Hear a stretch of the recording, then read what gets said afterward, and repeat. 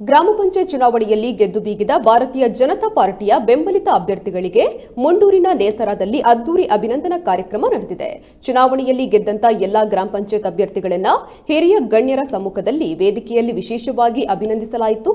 ಈ ಕಾರ್ಯಕ್ರಮದಲ್ಲಿ ಜಿಲ್ಲಾ ಉಸ್ತುವಾರಿ ಸಚಿವ ಕೋಟಾ ಶ್ರೀನಿವಾಸ್ ಪೂಜಾರಿ, ಶಾಸಕ ಸಂಜೀವ ಮಠಂದೂರು, ಜಿಲ್ಲಾ ಪಂಚಾಯತ್ನ ಅಧ್ಯಕ್ಷೆ ಮೀನಾಕ್ಷಿ ಶಾಂತಿಗೋಡು, ತಾಲೂಕು ಪಂಚಾಯತ್ನ ಸದಸ್ಯರು ಉಪಸ್ಥಿತರಿದ್ದರು.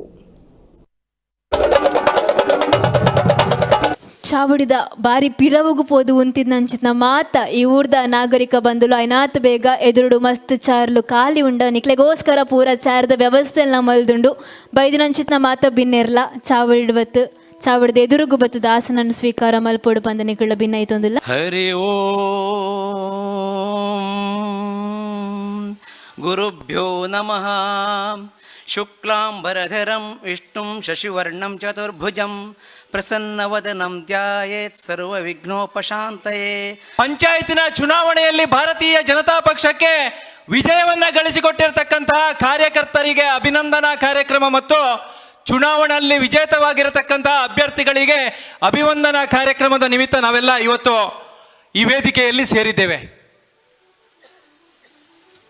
ಹಳೆಬೇರು ಹೊಸ ಚಿಗುರು ಕೂಡಿರಲು ಬರು ಸೊಗಸು ಅನ್ನತಕ್ಕಂತಹ ಮಾತಿನಂತೆ ಹಿರಿಯರು ಮತ್ತು ಕಿರಿಯರು ಜೊತೆಗೂಡಿ ಈ ಬಾರಿಯ ಚುನಾವಣೆಯಲ್ಲಿ ಭಾರತೀಯ ಜನತಾ ಪಕ್ಷವನ್ನ ಶತಾಯ ಗತಾಯ ಮುಂಡೂರು ಗ್ರಾಮ ಪಂಚಾಯತಿನಲ್ಲಿ ರಾಜಕಾರಣವನ್ನು ವೃತ್ತಿಯಾಗಿಟ್ಟುಕೊಂಡವರು ಕೋಟ್ಯಾಂತರ ಮಂದಿ.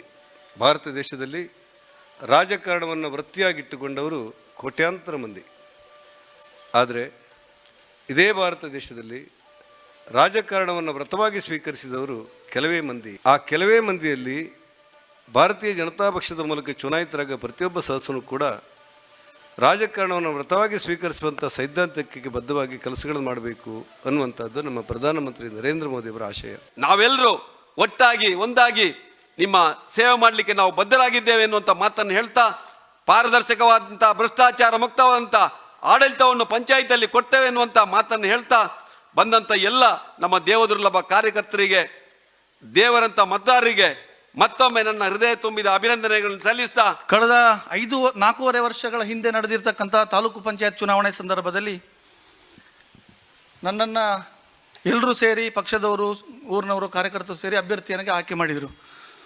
ಆ ಸಂದರ್ಭದಲ್ಲಿ ಒಬ್ಬರು ಊರಿನ ಹಿರಿಯ ಕಾರ್ಯಕರ್ತರೊಬ್ಬರು ಮಾತಂದು ಹೇಳಿದರು, ನನ್ನ ಜೀವಮಾನ ಕಾಲದಲ್ಲಿ ನಾನು BJP ಗೆಲ್ಲುವುದನ್ನು ಇಲ್ಲಿ ನೋಡಬೇಕು ಅಂತೇಳಿ. ಆಗ ಪರಿಸ್ಥಿತಿ ಹೇಗಿತ್ತು ಅಂತಂದರೆ, ಸರ್ವೆ ಅಂದರೆ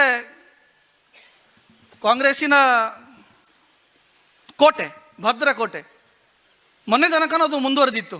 ಬಹುಶಃ ನಾವು ಪಂಚಾಯತ್ ಚುನಾವಣೆಯಲ್ಲಿ ಕೂಡ ಮೊದಲ ಬಾರಿಗೆ ನಾವು ಅಕೌಂಟನ್ನು ಸರ್ವೆಯಲ್ಲಿ ಈ ಸಲ ಓಪನ್ ಮಾಡಿದ್ದೇವೆ.